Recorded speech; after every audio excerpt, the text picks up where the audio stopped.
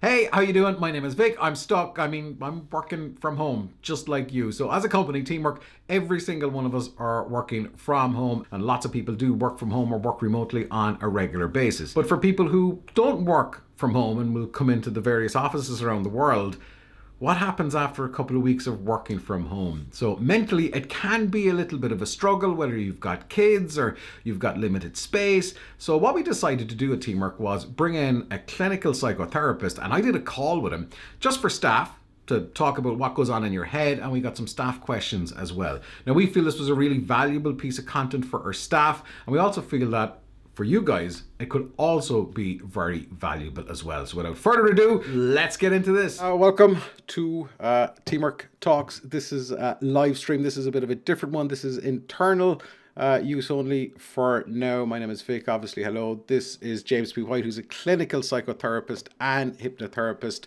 Jimmy, how are you doing? Hi, how are you? Thanks for inviting me on. Not at all. So essentially what we're going to do today is we're going to kind of talk about working from home and where most people are kind of, um, eventually kind of getting used to everything that's kind of going on. So it's something that people are kind of, probably going to start struggling with eventually. So we're going to kind of take a look at the mental health side of things on all of this.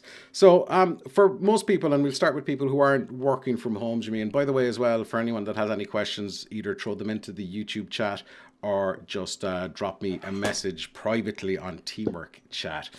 Most people are now used to, working from home for the last couple of weeks. The novelty is kind of wearing off. So mentally, what's happening to say the novelty is wearing off? Because I'm sure for a lot of people, oh, working from home, it's great. But now we're a couple of weeks into it with the pandemic. It's not. So what's going on with us mentally? And obviously there are people who work from home all the time or work remotely in a co-working space, and that's fine. But for people who have kind of, the brakes have been slammed on, as it were, and we're kind of, it's a reverse change for an awful lot of people. So what's going on upstairs, first of all? We are creatures of habit and we like routine, even though we will say that we don't like routine. So what's happening upstairs, and I'm going to talk about the brain and the mind as one and not get into the argument of which is there a difference or whatever. So we'll just treat it as one part of our body. Mm-hmm. And what's happening upstairs in our brain is we're out of routine and we've gone into a different routine, which is a novelty at the start. It's interesting, it's different. Where the boss isn't looking over our shoulder or walking past our desks or whatever like that. And we're at home, maybe with family or kids or on our own or whatever we want to do. Maybe there's some people sitting at their desk wearing their shirt and tie and sitting in their underwear or something underneath where nobody can see. So they're just, very chilled out. The novelty is wearing off because it's different. We're not used to it. It's not such a novelty anymore because now maybe I'm lonely. Maybe the kids are wrecking my head. Maybe I don't know if I'm being productive enough and stuff like that. You know what I mean? So upstairs in your brain, you have a couple of different parts of your brain that contribute to the mental challenges that we face.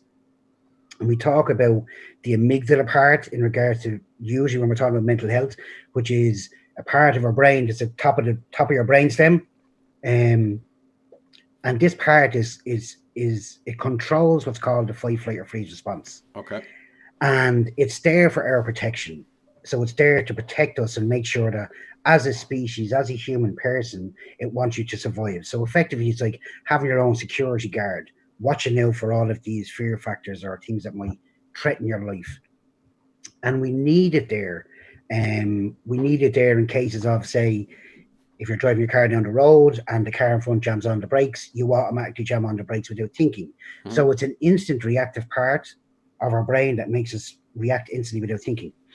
The problem with it is as we've sort of developed and become more intellectual as a human and use all these other faculties in our brain and different processes and thinking, logic, all that type of stuff, it's taken over in effect even when we're not in danger. So as we're in this routine space that we've got into, which is new to us, it's sort of out there like a radar, and it's sort of going, okay, this is okay, this is okay, this is okay. Now hold on a minute. This isn't sitting right with me now at this moment in time because it's not what I'm used to. I've not having coffee with my friends or my colleagues, not having lunch with my colleagues. Is my boss actually checking into my computer behind me? All of these catastrophizations, all of these thoughts start to come out. And the challenge with it is, I suppose, is this is when you look at the thoughts and you break them down to each specific thought that you're having, most of them is stuff you're making up in your head. Okay. Do you know, like nobody is. It's not like, do you know these conspiracy theories that are out there, where people are saying, "Oh, Big Brother's watching you" and stuff like that. On the 5G towers, yeah.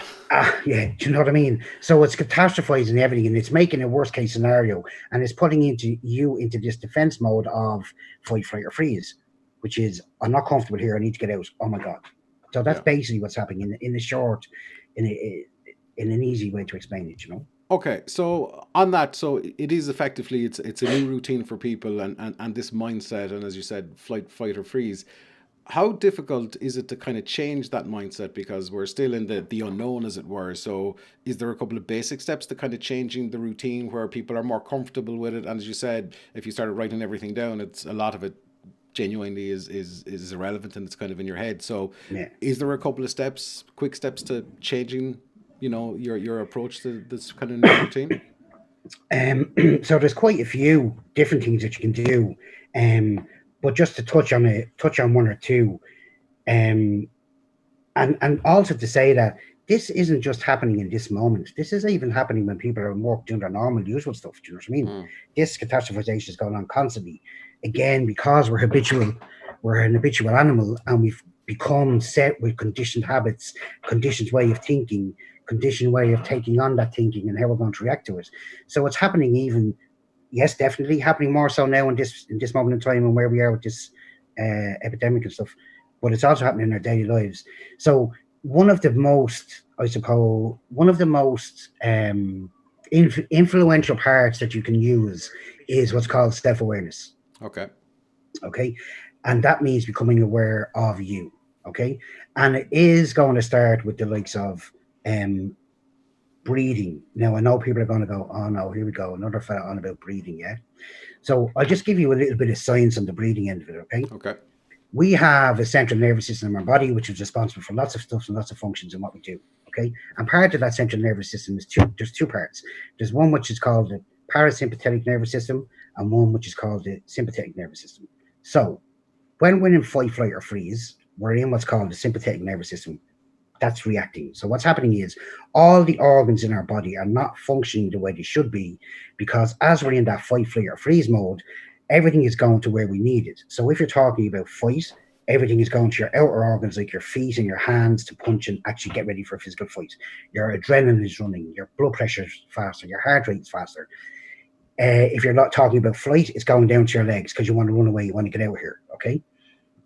So if all of our organs or all of our faculties are based on being in fight, flight, or freeze mode, then the likes of your digestive system, your breathing system, your blood pressure, all of that, that's all dysregulated, which means you're out of balance. So physically, you're being affected by this mental stimulation in your head. To get back into the parasympathetic system, which is what is called in science the rest and digest system, which is where we should be, which is be more calmer, take things a little bit easier, slower. That means then that all your functions will function naturally. Your digestive system will be working, your blood pressure won't be as high, your heart rate won't be as high, all of those things. You're in quite a calmer mode. And there's a guy out there called Dr. Stephen Porges, who's done lots of research on what's called the vagus nerve. And the vagus nerve stimulates the parasympathetic system back into motion by breathing. Okay. And the way to do it, the correct way to do it, to start getting back into that mode, is to breathe in. Let's say you can breathe in for 4 seconds, hold it for 1 or 2 seconds, and then breathe out for longer than 4 seconds. And that allows the systems inside the body to go, "Oh, okay, I'm not in fight or flight or freeze mode. I can go back into rest and digest mode." So that's one simple technique of doing it. Okay, that's nothing to do with that COVID test that you have to hold your breath for 10 seconds. No, That's nothing to do with it. No. And the science is all there behind it. Do you know what I mean? So this isn't like airy fairy unicorn and rainbow stuff. Do you know what I mean? Yeah. Do you know, so like people, I know everybody's kind of working different hours, but I suppose if we take the basic kind of, let's just go with the standardized 9 to 5, you finish at 5, besides the possibility of going for a walk or a bit of exercise within what's here, the 2 kilometers of your home. you're kind of essentially stuck in your isolation prison. So like if you're living alone, or are you, you know, you're spending a lot of time alone, like is there not an opportunity for depression to set in here as well for people who may be a little bit predisposed to it, or maybe there's people who are kind of struggling anyway? um, I guess self-awareness is probably very important when it comes to these kinds of times. Yeah. So as you said, I worked as a clinical psychotherapist and hypnotherapist, and I would be dealing with stress, anxiety, and depression. That would be sort of my key area that I focus on generally. And at this moment in time, there's quite a lot of it there, and this would be a situation where people would be definitely prone to this coming on them if they haven't already got it. So it's quite important, again, beginning with the self-awareness, to actually understand that that's where you are. You're having this challenge, you're having this problem, yeah? You're feeling this way. And then what you need to do is, in regards to loneliness and the isolation point of view, you need to reach out and talk to somebody.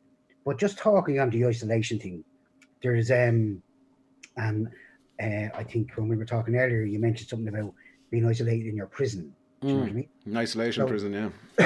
If you look at that in context, there's a guy out there called Viktor Frankl, who was a survivor of the Holocaust. He was a victim in the prison camps. Okay, and he has he's known for a couple of quotes, but one of the quotes that really stands out for me into what you're saying about this isolation of prison is, the quote is, "Everything can be taken from a man, but one thing, the last of human freedom, to choose one's attitude in any given set of circumstances. So to choose one's own way." So effectively what he's saying is, it's like Oscar Wilde. Oscar Wilde has a statement or a quote which is about two men in a prison cell. One man looks out the window, sees darkness and mud, and the other man sees the stars. So again, it comes down to looking, how are you looking at it from a mental perspective? Why does it have to be an isolation prison? Do you know what I mean?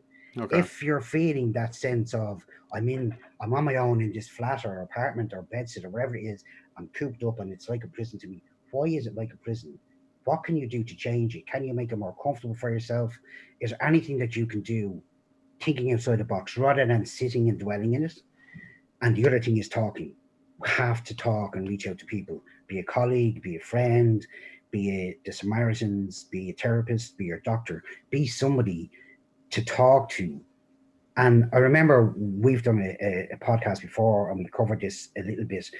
It's probably one of the hardest steps to take, to actually reach out and make that call or send that text message or wherever it is. It's easier said than done, to be honest. 100%. Yeah. And I suppose both of us would resonate with that. Do you know what I mean? In different things that we've done in our lives. Do you know what I mean?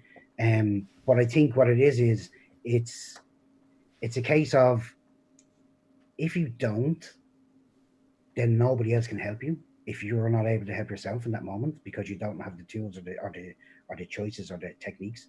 So to actually move out of where you are, you have to ask for help.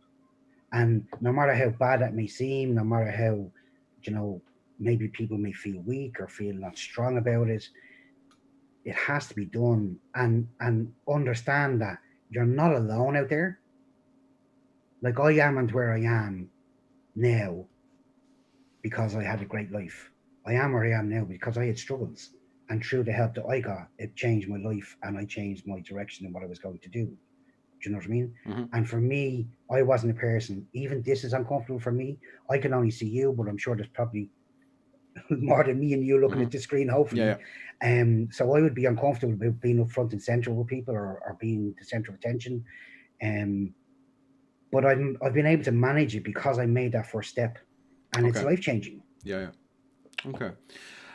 Can I ask you, and we're talking with James P. White, who's a clinical psychotherapist and hypnotherapist. If anybody's any questions that they want to put Jimmy, you can put them into the YouTube chat, or you can just ping me directly on chat if you want, and we'll get to those at the end if we've got some time.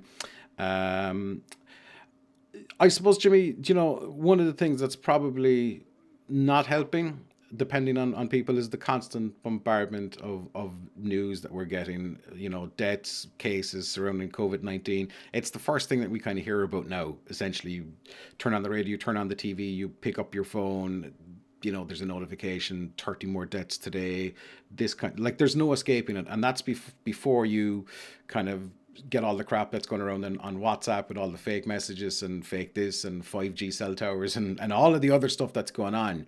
Um, how what kind of impact does that have on people, and how do you best deal with that? I know the easy thing is to do turn it off, but is there some tools you can use to combat that, or is it as easy as turning it off? Because I would think this has a kind of a lasting effect. If you read something in the morning, then it's going to be still there in the afternoon, in the back of your head, if you are kind of affected by it.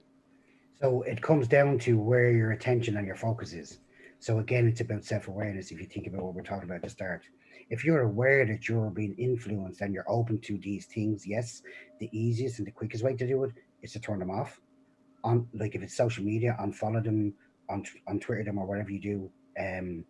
But if you engulf yourself and get drawn in by the stories that are out there, there's this sense inside you as the human being that we are, because we all have, whether we like to admit it or not, inside us we have the capability of love, empathy, compassion, yeah, and help. Okay, and that part of you is going to be affected if you get engulfed and surround yourself by that situation. So it's like, again, talking about, say, the isolation part. If you're in a bedsit or a flat, and you're feeling isolated and uncomfortable, if you can change something in the area where you're living, or if you can go outside and just stand outside the door, go for a walk, use your 2 kilometers that you have to walk. It's the same thing with the bombardment that you're getting. You're allowing yourself to be influenced by it. So about 15 or 16 years ago was the last time I bought a newspaper. And the reason that I stopped buying a newspaper was because I was finding it hard to find good stories, as in stories that was interesting. Didn't have to be positive, but an interesting story where, as you said, we're bombarded by this negativity all the time. And again, science has sort of looked at this scenario in regards to how it works in the brain. Our default mode is to go to the negative in the first instance. And once you go there, you're going to expand it. So you become part of that negativity with it. So there you have the bad thoughts, the bad feelings, the worries, the stresses, because you're buying into the story and all that type of stuff. So the easiest way, the easiest tip and the easiest tool is to stop, reduce the time that you're influenced or open to these influences. Do you know what I mean? Okay. So and the other thing is, I think a big thing should be, if you're going to, I actually probably have looked at the news a little bit more in the last couple of weeks because of what's going on. To the right channels, though, not to like the CNNs and the Sky Newses. Do you know what I mean? I've looked at what's our country saying, what's our government saying, what's the WHO saying, and I've stuck to that. If I, on your Twitter feed or on your Facebook feed, you'll have, Dr. So-and-so from so-and-so has said this, and it's all wrong, and it's against what your government or what the WHO are saying. I don't even read into it, because I know that the WHO are there, hopefully, for us as a race to survive. Do you know what I mean? Okay. So it's limiting your exposure to it. When I suppose we can limit the exposure, but when all of this is over, like, obviously this will have a long-lasting effect, not on everybody, but on some people, because we've gone to go where you want, when you want, while now we can only go within 2 kilometers, and that has to be to a shop to buy something essential. So, like, that might not affect me or some of the folks that are watching, but if you're predisposed to isolation, what happens when suddenly that in a couple of weeks' time, or however long will it be, and all of this will end? When it does end, it's not going to be just like turning on the light switch and everybody is back to normal again. Or is it? From a mental perspective, we've changed gears drastically to kind of, a different routine, to kind of being stuck essentially in one spot. Now we're kind of free again. So what does that do? That can't be good for a lot of people mentally. So, yeah, I think you're right in what you're saying in regards to, are we going to be affected by it and influenced by it? And I think that every single person is affected by what's going to happen on the other side of this, because of what's happened. And it is going to come down to how you take it on board and hear in your head, and what way you've dealt and managed with the isolation of the 2 kilometers and all that type of stuff. And for me, I suppose the way I'm looking at it is what am I learning about myself now? What am I learning about being alone? What am I learning about, we're uncomfortable sitting in silence or quietness with ourselves. Why? Because our mind just rabbits on and goes off on a stream of mad Mm-hmm. thoughts and stuff. Do you know what I mean? Yeah. So I think the learning for me would be, or sorry, to answer your question, it would be is what can you learn about yourself? What have you learned about yourself? And start journaling it now. Write it down. You know, write down I feel lonely. Write down I feel betrayed by my government. I feel isolated. I feel angry. Whatever it is, write it down what you're feeling, even in a journal or a diary or something, Okay. and being able to reflect back on it, but not reflecting back on it with the regards of, this self sabotage and self criticism that we always have about ourselves. Mm-hmm. Have a little bit more of compassion for yourself because, as I said, we're all human. We all have these and are facing different challenges, and we all have a mind that wants to do this overstimulation and this distraction Yeah. and take us away. Do you know what I mean? So it's So probably looking at what can you learn from it. is it fair to say that we'll say journaling is almost acting like a release, and is it also fair to say that if you're handling the last couple of weeks pretty well in a composed manner, then when it's all said and done and we get to the other side, you should be technically and theoretically okay. But if you're losing your mind now, then when you come out the other side, it's going to be another problem. Um, I know that's a bit general to say because everybody is different, but yeah, I can see where you're coming from, and I suppose, yeah. Look, my thing would be this: if somebody at a moment in this moment in time is struggling, this is when they need to actually ask for help. Do you know what I mean? Right now, so that it doesn't transpire out to the other side. However, if somebody's dealing and managing okay with it now, and they come out the other side and they're challenged, then they need to ask for help. They need to reach out. Do you know what I mean? It is about reaching out. The journaling point of view of it is it's like this. You can go to, you know, all the therapists you want to go to. You can go buy all the self help books that you want to buy. You can watch all the YouTube channels that you want to watch with positivity and all that type of stuff. But when it comes down to it, from my experience, all the answers are actually inside yourself. You just have to find them. And some of them are scary. And that's where you need to have somebody holding your hand and guiding you through those times. You know what I mean? okay.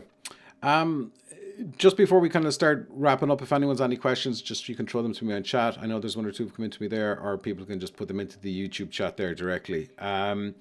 So we kind of looked at breathing exercise, and it's very simple, but it's very important. And while everybody has different needs and everybody is completely different, is there another one or two exercises, Jimmy, that people might find useful, or is there a certain amount of time per day that people should be doing it? Is it a case that, well, you need to do the breathing thing for 30 minutes in the morning, you need to do it again at lunchtime, you need to do it again before you go to bed?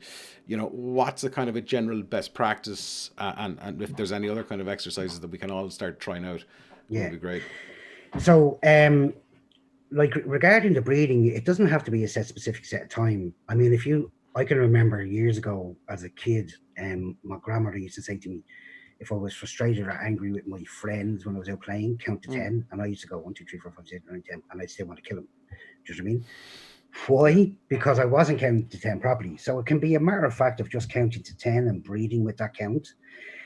You can be looking at types of, and I think you actually came up with one when we were talking the last time. Was it the ice cold water? Was it you that said it to me about the ice cold water shock?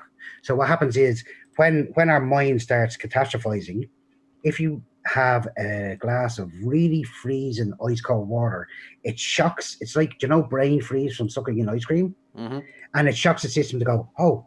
So what it does is it stops the focus running off with these thoughts and going, oh my God, I'm freezing, my head, my brain is freezing up. Do you know what I mean?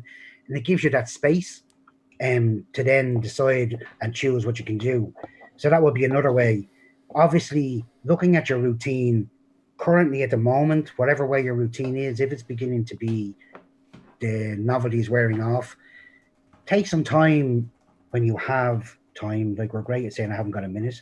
I don't think anybody is saying that now at this moment in time. I think we all can find a few minutes, but just take some time where you can be calm and relaxed and just look at what you're struggling with. Look at the routine at the moment that you're struggling with. Is it that you're getting up in the morning, you're logging onto your computer, you're using the bedroom, the kids are coming in and they're wrecking your head or they don't understand?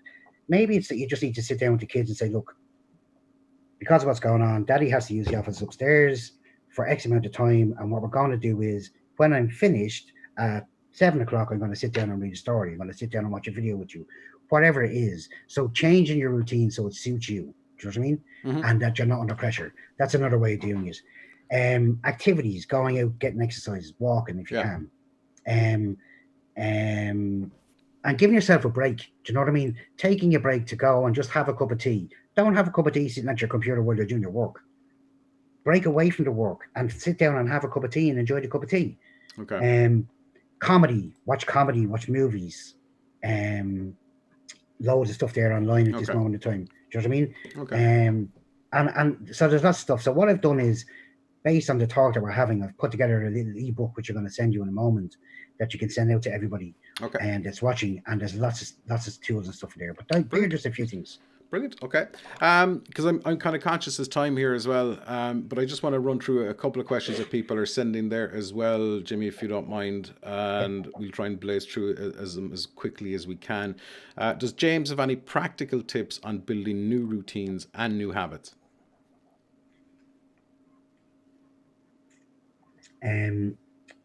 So as I just mentioned a second ago, to build your new routine, you have to sit and be relaxed and calm to get some clarity in what way you need to change the routine, and journal it. But I would begin by journaling down what is it that's uncomfortable, what is it that you're not good with. Okay.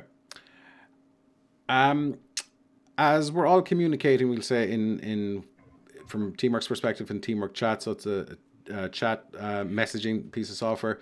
It's all very instant. Is there any tips to kind of manage I suppose more mindful communication, such as setting aside a time from a break from any kind of instant messaging, that kind of thing?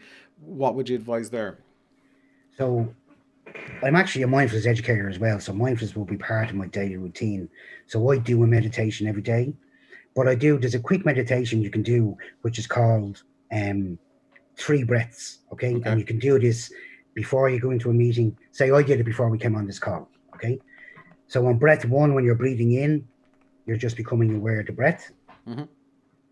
On breath 2, when you're breathing in, on the second breath, you're allowing and giving yourself permission to allow the body to begin to relax. And then on breath 3, you're having a statement, or you're saying a statement in something like, what's important for me right now? And that's it. Simple 3 breaths.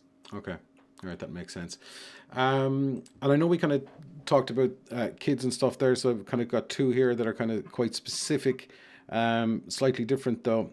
Myself and my wife have 2 kids. Both of us are working from home. We can't have the kids off to their grandparents, and it's really taken its toll in our marriage.